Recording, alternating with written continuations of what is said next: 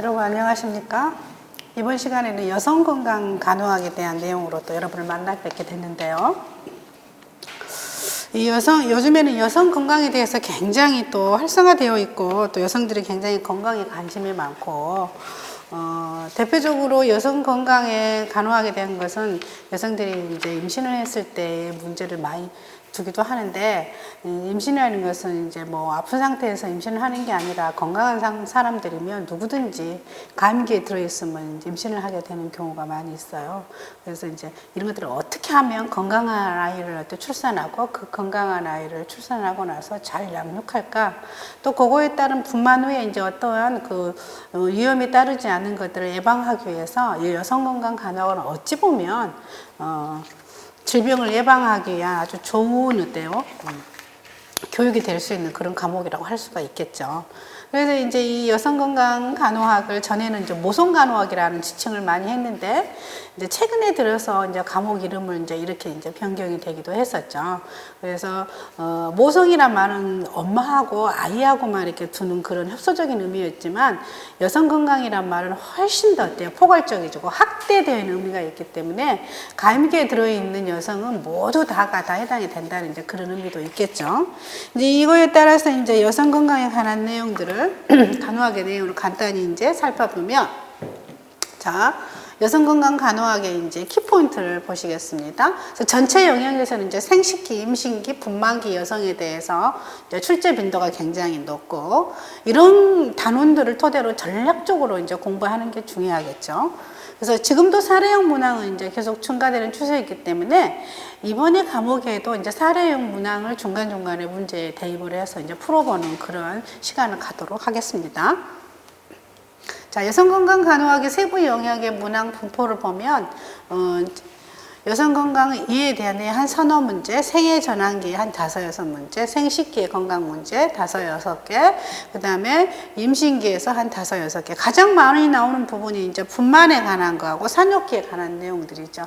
그래서 이 부분들을 보고 주로 이제 부인과, 산과, 이 부분은 산과에 해당되는 그런 내용들이고, 이 부분은 생식기의 건강한 면에서 이제 부인과에 많이 해당되는 문제가 있지만, 결혼하지 않은 미혼 여성도 이 생식기에 문제가 있을 수 있는 문제가 많기 때문에, 그래서 이 큰 타이틀로 봤을 때는 중요하지 않은 어떤 단원이 없달 정도로 고루고루 분포되게 문제가 지금 출제되고 있습니다. 자, 그래서 도표를 한번 봐보시면, 그래서 건강의 이해에 관한 내용들은 한 12% 정도, 생애 전환기에 관계되는 건 한 15%, 생식기 15%, 임신기 15%, 그 다음에 분만의 25%, 산욕기의 18% 이런 식으로 배정이 되고 있습니다. 자, 그러면 제1강에 해당되는 여성 건강에 이해되는 그런 요점 정리와 더불어서 이제 문제풀이를 한번 살펴보도록 하겠습니다.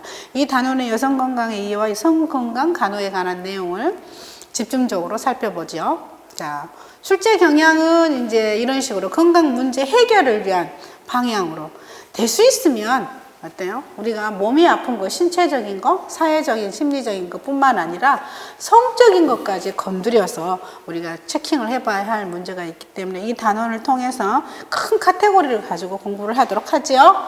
자, 여성 건강 간호의 개념을 살펴보면, 첫째는 여성의 전 세계 주기를, 건강 관리를 제공하자.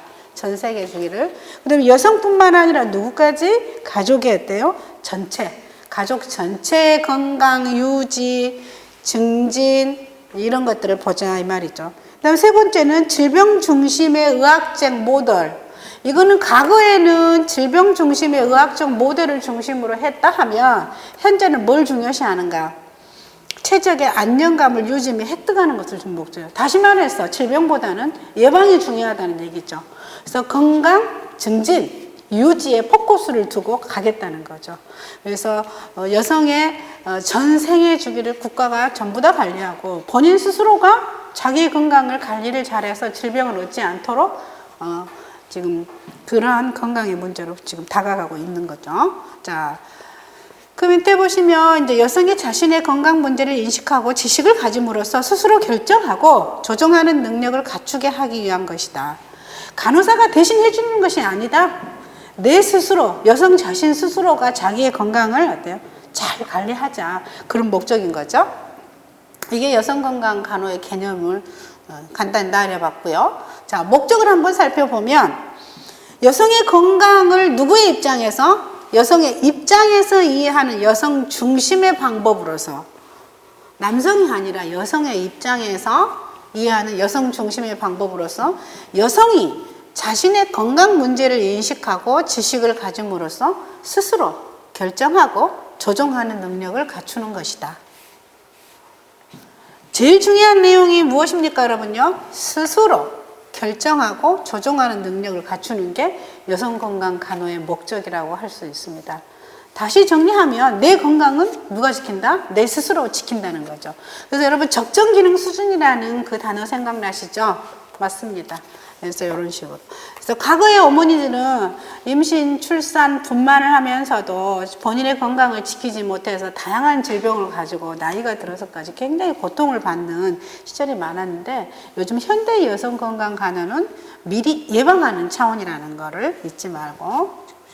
자, 여성 건강 간호의 바탕이 되는 이론은 뭐냐? 가족 이론과 그다음에 뭐예요? 여성주의 이론이 바탕이 되어 있습니다. 자, 그래서 여성은 가족,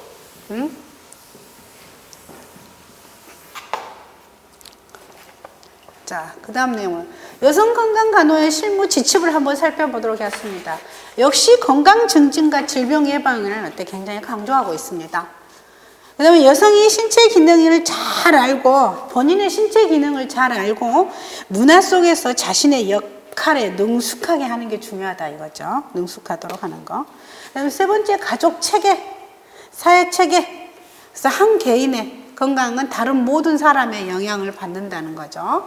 그 다음에 모성이 가질 수 있는 비정상적인 증상에 대한 간호 과정을 적용하는 거죠. 비정상적인 증상.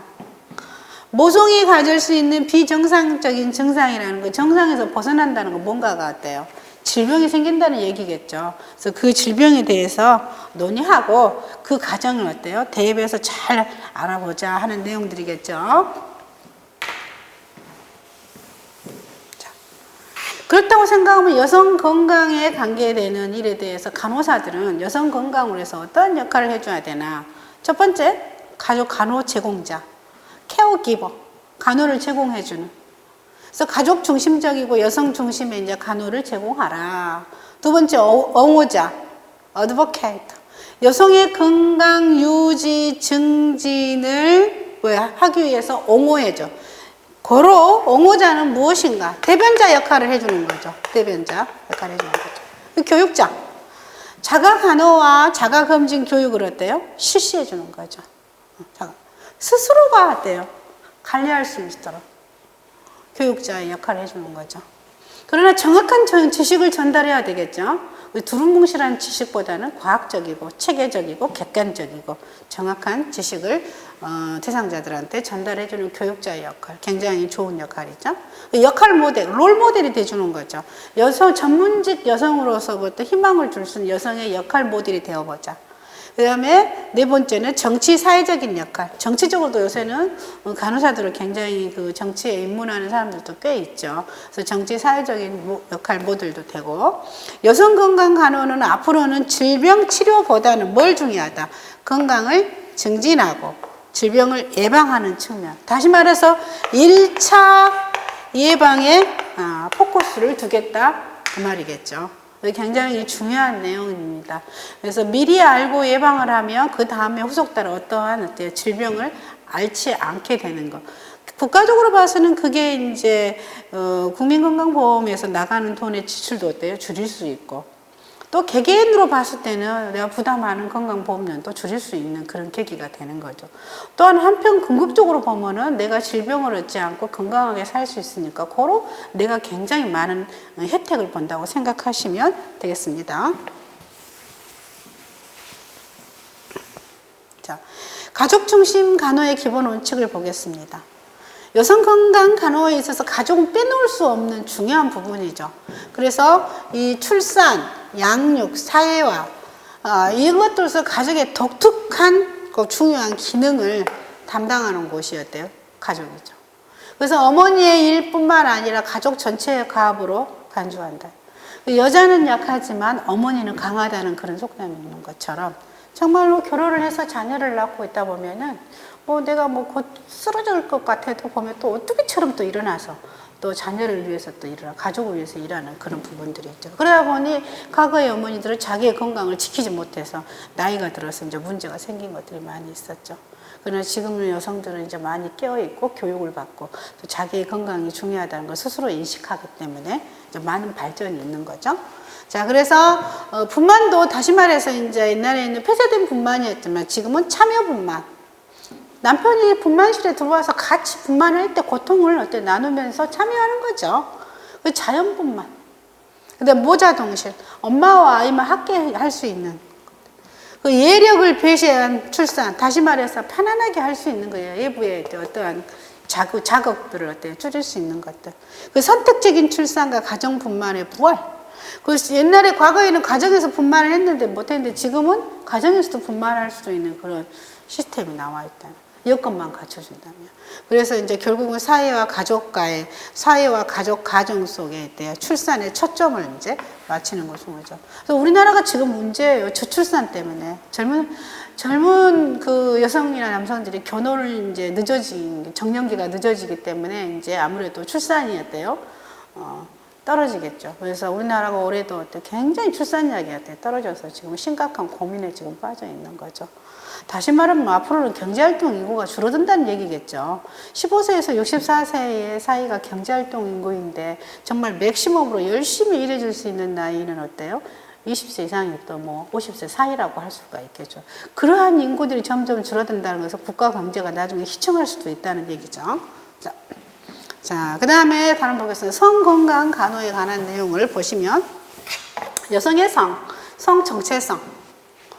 태어난 이후에 사회 문화적 심리적 한계에 의해서 학습된 뭐라고요? 성적인 후천성 성이래요. 후천 쪽으로 오는 거. 선천 쪽으로 오는 게 아니라 후천적인 성. 자신의 성에 대해서 갖는 느낌, 태도, 인식을 의미하는 것들이죠. 자, 사춘기는 심리적으로 자기의 의식이라든지 독립감, 책임감이 발달하고요. 신체적으로는 어때요? 신체적으로는 성장이 빠른 12에서 15 사이에 2차 성징이 발병합니다. 자, 여성은 올경이 시작이 되고 남성은 이제 몽정을 하거나 자유행위를 하게 되겠죠.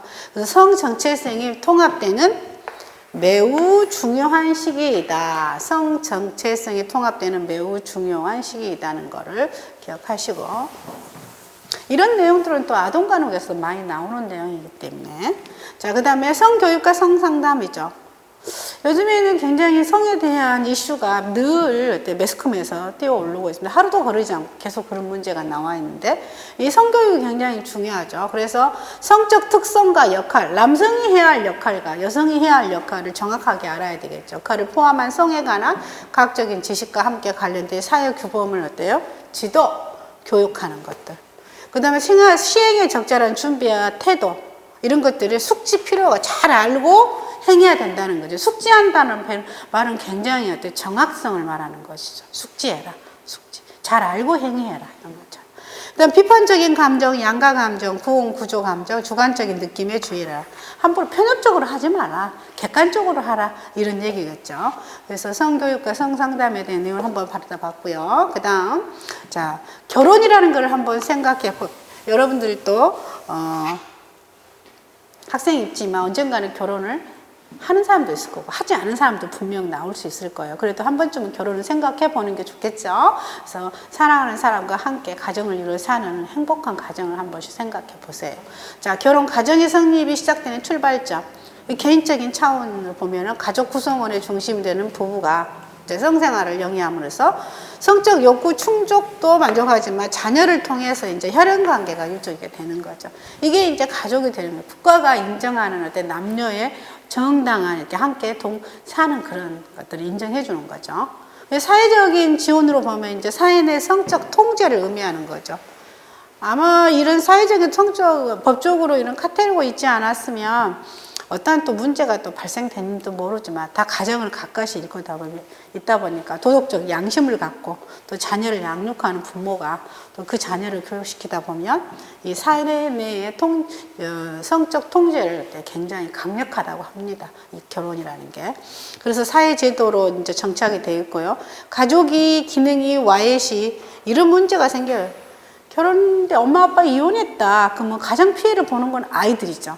아이들이 이제 이런 정신적 사회적 문제도 초래되지만 본인들 자신도 정신적으로도 굉장히 이제 문제가 많죠. 그래서 요새는 이혼한 부부들이 꽤 많이 늘어나고 있지만 그래도 이제 가족을 지키면서 사는 사람들도 굉장히 많고 행복하게 돼요. 지내는 사람들도 많죠. 여러분. 자, 가족 개념 및 기능을 보면 가족은 결혼으로 맺어진 혈연 관계라고 되어 있습니다. 혈연. 피를 나눈 관계죠. 뭐 어떻게 할 수 없는 관계라 이 말이죠. 가족은 그 사이의 독특한 특성을 포함하는 사회 문화로부터 유추된 공동 문화를 공유한대요. 비슷한 문화를 가지고 있어요. 생각도 비슷하겠죠. 그다음에 세 번째, 생식과 자녀 양육, 가족 건강 유지의 생리적인 기능. 가족 간의 애정적 결속과 상호 지지의 정신적인 기능이죠. 그래요. 무슨 일이 밖에서 스트레스 받고 엄청 힘들었을 때 집에 돌아가면 부모님이 안아주면서 거기에 두둔해주면서 정신적으로 지지가 되는 거죠. 근데 이제 가족의 재정적 안전을 보장하는 어때요? 경제적 기능. 경제적인 지원도 해주죠. 그 다음에 개인과 가족 중심의 체계, 가치 체계 형성 가능. 이 가치 체계가 형성이 되는데 가장 큰 역할을 하는 게 부모님이죠. 그래서 어렸을 적부터 어떠한 부모한테 영향을 받았냐에 상당히 다른 어떤 느낌이 있을 수 있고요. 어린이들의 사회화와 관련된 사회 문화적인 기능. 그래서 가족의 기능은 이렇게 많아요. 그래서 가끔 이게 시험에 잘 나옵니다, 여러분요. 가족 기능. 그래서 기억하시기 바랍니다. 자.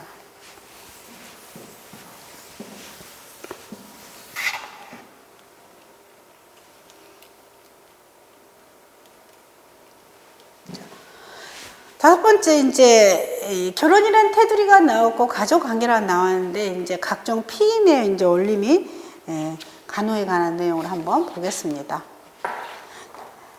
결혼을 하게 되면, 이제 이러한 기능에 의해서 이제, 피임이라는 것은 내가 원할 때, 이제 임신을 하려고 임신을 피한다 해서 피임이라고 하는 원리죠. 그래서 이제 모든 남성, 여성들이 이제 이런 원리들은 알고 있어야 되겠죠. 그래서 피임의 원리 첫 번째는 피임 효과가 확실해야 되겠죠. 피임을 했는데 혹시 임신을 하게 되면 그거는 피임이 아닌 거죠. 그리고 인체에 무한해야 된다. 또 성교나 성감을 해쳐서는 안 된다. 수용성이 있어야 된다. 그 다음에 사용 방법이 간단해야 사용하죠. 비용이 최소, 경제성이 있어야 하고 성접촉에서 성병을 예방해야 되겠죠. 부부가 합의하고 선호하는 방법을 서로 선택해야 되겠죠.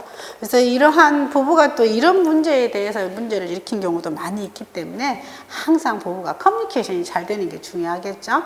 그래서 피임의 원리 첫 번째, 확실해야 된다, 안전해야 된다, 수용성, 그 다음에 간편성, 경제성, 질병을 예방하고 어때요? 서로 부부가 선호하는 방법을 사용하는 것도 굉장히 중요한 얘기죠. 피임의 종류는 일시적인 피임 방법과 이제 장기간 지속 방법이 두 가지로 나눠져 있죠. 일시적인 것은 여러분 이제 이런 내용들은 일반 뭐 인터넷 딱 들어가기만 해도 뭐 자유스럽게 다 나와 있으니까 얼마든지 이제 정보를 얻을 수 있지만 우리가 교과서적으로 봤을 때는 뭐 펫설이라든지 다이아프람, 경구 피임약, 피임 패치, 콘돔, 자연적인 피임 방법이 있고요. 장기적인 지속 방법에는 이제 로프, 자궁내 장치, IUD나 PIC, 임플란트 같은 것들이 있죠. 영구적인 건가 응급 피임, 영구적인 남성은 이제 정관을 절제해 버린 거, 여성은 난간을 절제하는 거. 아니면 묶는 거, 난간 결찰술 방법이 세 가지가 있고요. 응급피임법은 그야말로 응급사태가 벌어지는 거죠. 그래서 내가 계획하지 않은 이제 성교였을 때, 이제 피임에 실패했을 가능이 있을 경우에 성폭력으로부터 이제 임신을 방지하기 위해서는 이제 응급피임 방법을 쓰는 것들이죠. 자, 피임의 장단점을 보면 일시적인 방법은 이제 피임을 중단하면 바로 임신이 가능해서 좋아요. 응급피임법은 이제 수정란 착상 전에 사용해야 임신을 예방할 수가 있죠.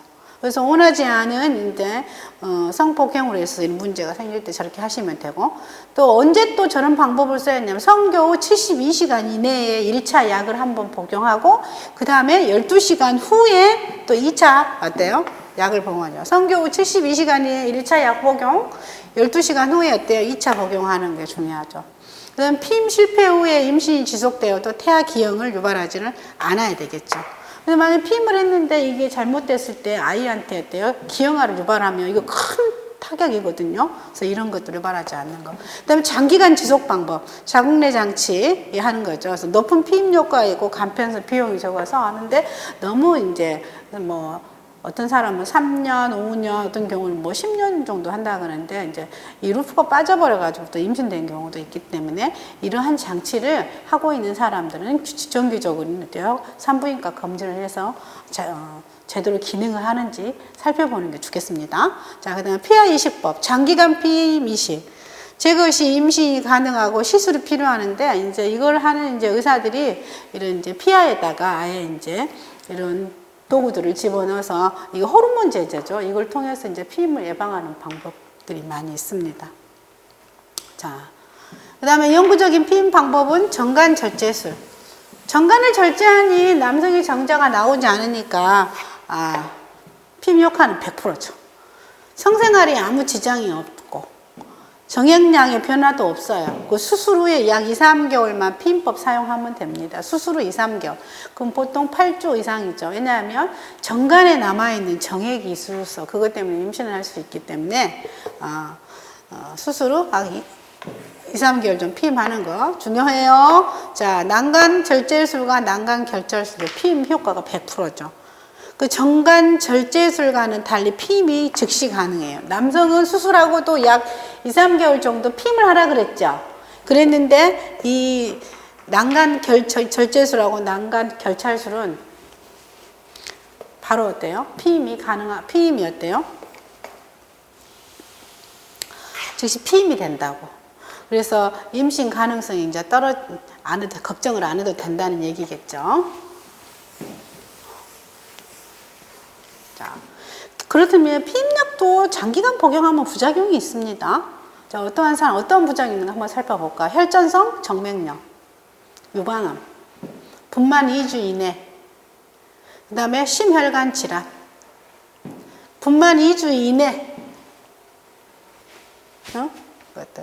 그 다음에 뇌혈관 장애, 고혈압, 고지혈증, 그 다음에 간 기능 장애, 당뇨, 편두통, 생식기에서 이제 비정상적인 출혈도 할 수 있다. 이러한 근기증이 있음에도 불구하고 경구 피임약 굉장히 효과가 어때요? 좋다는 거죠. 자, 그다음 경구 피임약, 자궁내 장치, 응급복합 피임약을 구분을 해본다면 이거의 부작용이겠죠. 경구 피임약의 부작용 오심부터 어떤 경우는 자궁내막에 염증도 있고 체중이 증가하더라, 올경이 많아지더라. 그다음 자궁내 장치는 자궁에 염증을 유발하더라. 그다음에 출혈이 있거나 두통, 요통, 복통이 생기기도 하고 미혼 여성은 어때요? 사용을 제한합니다. 미혼 여성은 안 돼요. 왜냐하면 자궁 경관에 어때요? 일부러 이렇게 이제 그거를 기구를 삽입해서 하다 보면 경관이 어때요? 이제 잘못돼서 나중에 습관성 유수산을 유발할 수 있기 때문에 미혼 여성은 안 됩니다. 자, 응급복합 피임약은 이제 뭐 하게 되면 오심이 있어요. 노이즈가 있기 때문에 30분 전에 침토제를 토하지 않도록 넣어주면 되고요. 두통, 어지러움 호소하고 유방통이 있기도 합니다. 그래서 각 방법들이 어찌 보면 좋은 장점들도 있지만 이러한 어떤 부작용들도 있다는 것을 이제 기억하시면 되겠습니다. 자, 성폭력. 자, 성폭력은 요즘에 이제 성폭력은 도대체 어디서부터 어디까지 정해야 될 것인가 하는 내용들이 나와 있죠. 근데 상대의 의사와 상관없이 문제가 생겼을 때 그걸 성폭력이라고 할 수 있는 거죠. 이런 의미. 성폭력의 원인은 무엇인가? 그릇된 성관념, 잘못된 성의 관념을 가지고 있죠. 왜곡된 성문화, 성의 상품화, 무차별적인 성에 대한 집착, 이래서 결국은 이제 성폭력 피해 여성의 간호시, 유의사항이 이제 필요하다는 거죠.